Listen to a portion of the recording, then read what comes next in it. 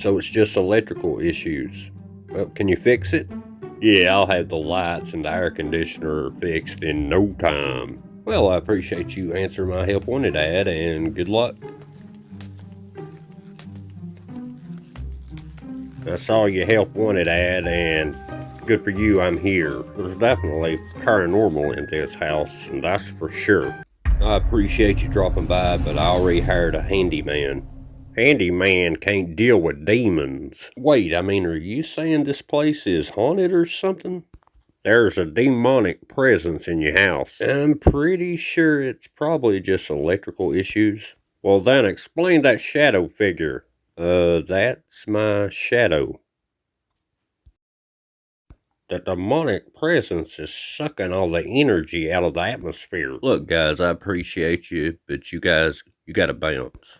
Now look, darling, you gotta play it up big time. Let's take him for what he's worth, a Big Daddy. This is definitely gonna make a good movie.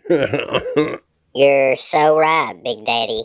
Now remember, when I say possessed, you do it. You got it, my little honey pot sugar plum daddy. Alright, darling, as soon as I say possessed.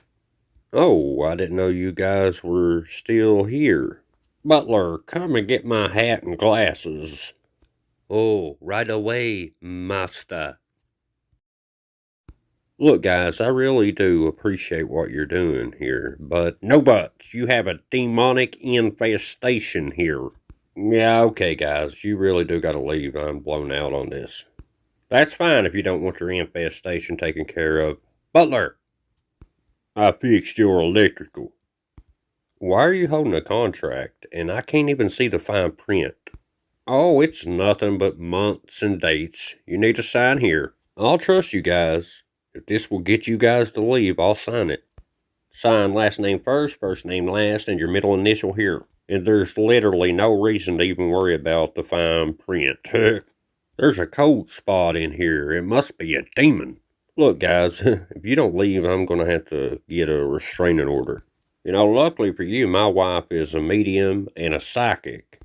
Well, I mean, I gotta say, I really don't believe in psychics. Oh, that temperature drop. Ooh, it's cold in here. Demons! Oh my gosh, man. Will you guys just leave? Yo, man, your air conditioner's fixed. You know, my wife's a conduit and is easily possessed. Yes, definitely easy possessed. What are you even talking about, you absolute buffoon? Like I said, my wife's easily possessed. Oh my gosh, man, you guys gotta be kidding me. Oh no, she's possessed by a demonic force. This is obviously an act. Get out here before I call the cops. Come on, darling, fight the demonic spirit. Get out now.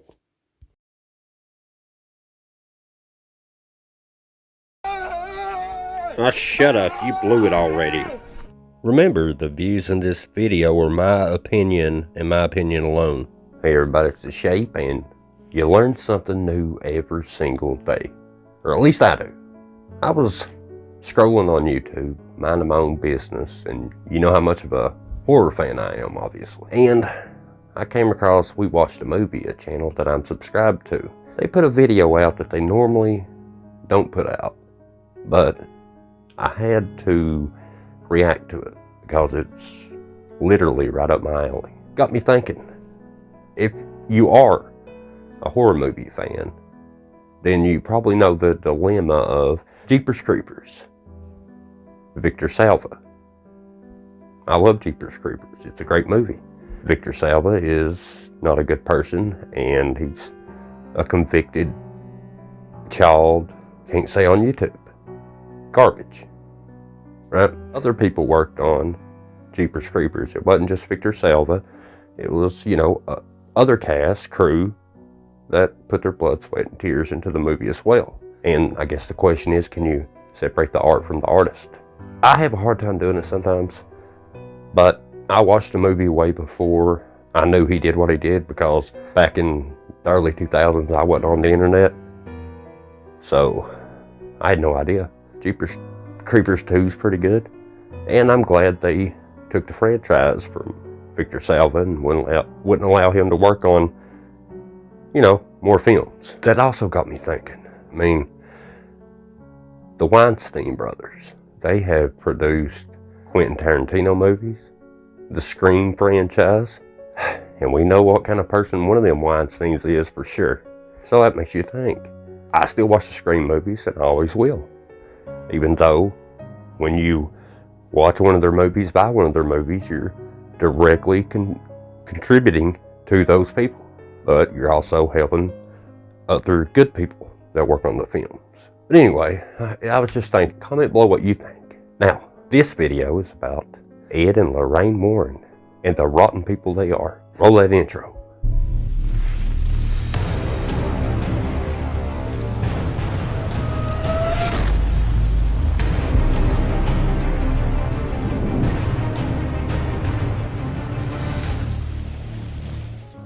We watched a movie as a channel I've watched on YouTube ever since the whole time I've been on YouTube, which is that I've been on YouTube since like 2013, 2014.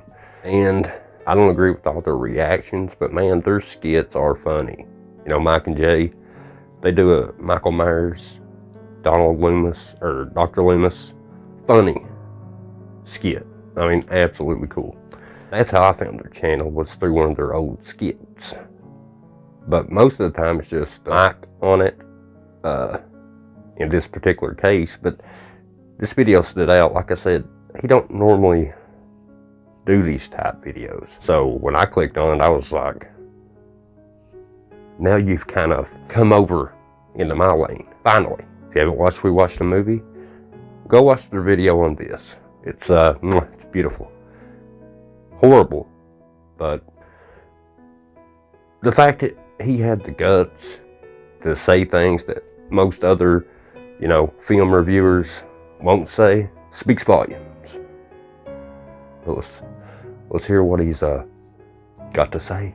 What's up, guys? I'm Mike. Welcome back to We Watched the Movie. This is the true story of the Ed and Lorraine Warren depicted in the Conjuring films. One of them out now, which we'll have a review up for soon.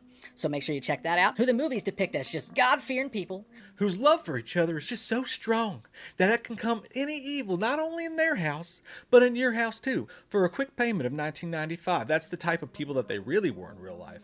Can I get an amen? The Warrens in the Conjuring films, like our friend here just said, they are portrayed as righteous couple that love each other, and they got all the values that just a great American couple would have, or worldly couple for that matter. Much different than real life. That just goes to show you, folks, it always comes out. Always. Especially now that we have the internet. See, back in the 70s and 80s, even 90s, you didn't have access to behind the scenes like we do now. Nowadays, there might be a little bit too much out there. But that's a good thing as well, because a person, if you're a horrible person, it will find you. Karma will come. It will snap you up. And we'll get to how they preyed on the poor, and they preyed on the mentally ill, and all of those things. But even worse, we'll get to what they did to this poor 15-year-old girl named Penny. It sounded like Ed was a danger to be around, and that's... So this is not an indictment of anybody who's made these movies, although you could argue that it's kind of weird to gas up these, in my opinion, awful people as some just amazing, life-saving Ghostbusters whose love was so amazing that they had to keep a 15-year-old girl in the house for Ed to have sex with. Self-taught, by the way, demonologist. And it was specifically at this exact moment in his video that really grabbed my attention. Like, wake up. I had no idea.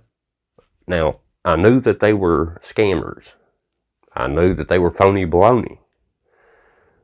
But I had no idea just how deep this rabbit hole goes. And it's, if you do this to somebody, you truly are the lowest of the low, the bottom of the barrel, scummy human beings and anybody associated with you that support you, support the Warrens in any way, I have no respect for you at all, especially if you knew any of this stuff. Lorraine Warren, who was just born with the ability of being a medium. Maybe she's born with it. Maybe it's bullshit. Maybe she's born with it. Maybe it's Maybelline. Y'all remember that commercial? Yep.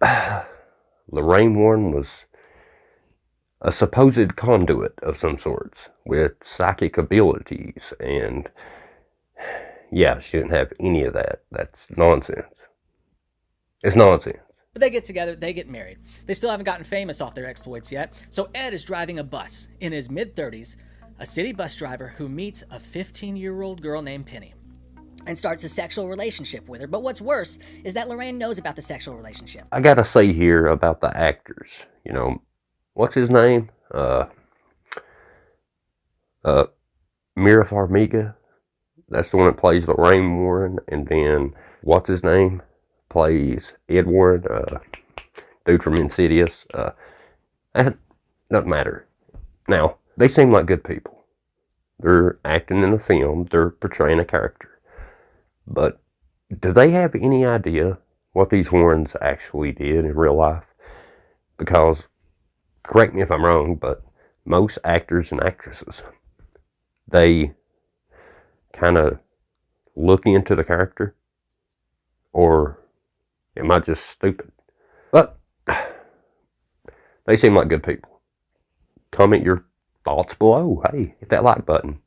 They invited the girl to come and live with them in their house for upwards of 40 years afterwards. This 15-year-old girl had a sexual relationship with her husband. He would sleep with her one night, sleep with Penny the other night. Even back then, sleeping with a 15-year-old as a mid-30s person is not only disgusting, but it's illegal. What's that I see? Yeah, that's definitely a YouTube age restriction coming right up to nip me right in the butt on this monetization. But is it going to stop me from putting this video out? I don't think so. But back then what they did was they arrested Penny instead, in which she wouldn't sign a paper admitting to what had happened. She was court-ordered to appear at a youth delinquent office. And you know who would take her there? Who would pick her up from school? Because again, 15 years old. Ed would pick her up and take her. That's nice of him, you know? He literally got a 15-year-old arrested for having sex with her and let her take the fall for it. But by God, he gave her rides there. To this day, it blows my mind how the most horrible of people, the most atrocious, horrible, rotten people on this planet can get a multi-movie franchise deal, books written, and all that nonsense for being absolutely rotten. Tells you quite a bit about that kind of industry, though. Remember what I said at the beginning of the video? It does make you think, what do you truly want to support? Penny also says that Ed would hit Lorraine. You know, the two that just, oh my God, I love you so much. I love you so much, it'll break this doll's spell, Lorraine. Oh,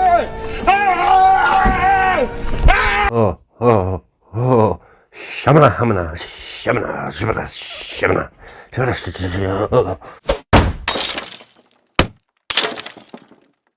She told her to tell everyone, because by the way, what the story they've been telling their friends and family and people who had come over about, why is this 15-year-old girl in your house? They told her that she was just a poor girl that they were taking care of, a niece that they had taken in. And when she was pregnant with Ed's baby, they asked her to get an abortion and asked her to tell everyone that someone had broken into her apartment and raped her. But when she did take her to get the abortion, they dropped her off. So nice of them. Again, just wonderful about giving rides. I mean, you gotta give them credit. We should make a movie about what wonderful ride givers these fuckers were. The War Museum, it ain't close to a school, is it? I'm just asking. He would go on to claim that Lorraine's god specifically was money. And that's what they were worried about, and why she wanted her to tell people that she'd been raped, because they were worried what it would do for their book sales. And he also said that Ed once recruited her to help him make a video of the lady in white ghost at a cemetery, to which she wore a fucking ghost sheet to help him create, because he wanted people to know what it would have looked like if it was captured on camera. Yeah, for the Warrens, it's all about that money. Every aspect, it always boils down to attention and money. Just like YouTube. You know, the technology and platform may tweak and change, But the end goal always stays the same. It's all about money. Now, you remember the last video I did on Ed and Lorraine Warren pointing out just how obviously fake Ed Warren's videos are? Remember that old clip I had of Ed recording that ghost in a white dress? Is that the Penny girl? Comment below. Is that her that I got in the video? Because I need to re-examine that if it is. Lorraine, later on, it was found that in her Conjuring contract, which she made a buttload of money from, no doubt, they both did. In their Conjuring contract for being consultants, she had specific language in the contract that talent attorney Jill Smith said she's never seen in her life be in someone's contract that specific before. And the language was this: the films could not show her or her husband engaging in crimes, including sex with minors. Weird to have to put that in there to begin with. Child pornography, prostitution, or sexual assault. Also, neither the husband nor wife could be depicted as participating in an extramarital sexual relationship. That's specific. There's no way that's a real contract, right? No way. If I was even the person on the film side and I read that contract, I'd be like, I just, this contract, all your demands here, I just ain't working with you. Get out of here. But I guess it's all about money. Huh. Go figure. Ugh. Man. Y'all, go away. I need a minute. It's horrible. So if that's not enough for you, and it probably should be to know what kind of people these people are, go through every single case. You will find a pattern. The Amityville story, or the Enfield poltergeist, or the Snedeker family, or the Smurl family that this new movie's about. Every single time you will find lie after lie after lie. You know, I've said this probably for years, even before I had a YouTube channel. I said, you know, if a movie says based on true events, you can be fairly sure that means loosely based on true events. Like, it's maybe the movie takes place in the same hometown, but that's probably the only truth you'll be getting in that whole movie. Over and over again, skeptics would investigate them. They would let them come over to their library of fucking Annabelle shit and everything that they charge $13 for people to walk through. And every single time, these people would earnestly sit down with them and try to figure out what proof of these things Ed swore he had. And every single time, he would show them nothing. The most he could ever conjure was pictures of orbs on them that have been proven over and over again could be manipulated. Yep, Ed Warren, you were slightly before the shape error. Well, quite a bit before the shape error on YouTube. But orbs, that's dust, insects, blah, blah, blah, blah, blah. I would go as far as to say everything, and I do mean everything, that Ed Warren has ever provided as proof is doctored or just flat out fake. But they would show up, someone would be haunted, or someone would be pretending to be haunted because they were behind on their rent, as many people found out in some of these cases. They would show up on set, they would walk in the house, Lorraine would do her, oh my, it's the most haunted thing, I can't take it, Ed, it's too much. And Ed, as a self-trained demonologist, would be like, this is the most haunted fucking thing I've ever seen in my life. Are you serious? I've been saying it. I've been saying it for years. You know I've been saying it about all these fakers. I've been called crazy, paranoid. But go ahead and comment down below if you've ever called me that. You can go ahead and apologize now. It's almost as if I'm psychic. And they would do this to these people. They would gas them up, and then they would undeniably bring up a book deal. They would promise to make the family money. Some priests would show up. A lot of times they could never tell you who the priest is. They never got a priest on record. How about a name? Just one name. Father A is the name I give you. Ed, please shut that hole in your face. Father A is the name I give you. See, that little clip right there alone tells you all you need to know about Ed Warren. All you need to know right there. Doesn't provide any proof. No names. No actual evidence that is beyond an orb. Oh, can't stand that man. Never could. Most of the times when the priests were found and interviewed, they said they never saw anything and that nothing happened. But they would make up a story about a house being cleared after some crazy stuff going on. I don't have to Give a you name, a full name. I Give I you can a prove. name. These are secret things. Secret things. Things that you aren't privy to. Huh? Tell you, when you really look at things, man, it all begins to crumble and fall apart. Attention and money. All the crooked lines always go to that exact spot.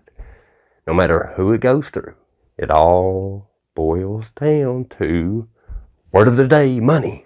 And in the end of the day, a book deal would be there for everyone to make a lot of money on which the Warrens always made the most off of. They promised one family they'd be rich off the book that was written. The family made $4,500 and they took home around $81K. This is what happened. Multiple lawsuits, multiple people after the fact saying that they were taken advantage of. Nobody listens anymore because a good ghost story will get you going. The infield poltergeist.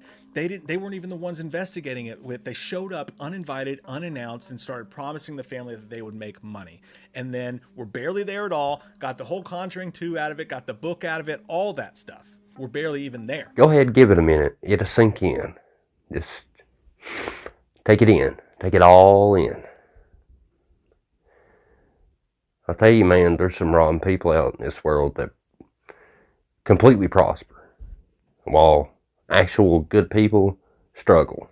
And this is a beautiful example of just that. Not to mention the fact that that entire case was debunked when they found out that the girls, the kids there, were making up all this stuff and tricking people. In the case of the Amityville thing, you've later found out after all of this that the lawyer admitted the entire thing was made up over a couple bottles of wine one night. Writers of the book, when it comes to the Snedeker family thing, the writer of the book said that Ed specifically came up to him and said, I know that none of these people's stories is connecting, none of this stuff makes sense, but listen, you're a fiction writer, right? Just make it scary. Take what you got and then just add stuff on it and just make it scary.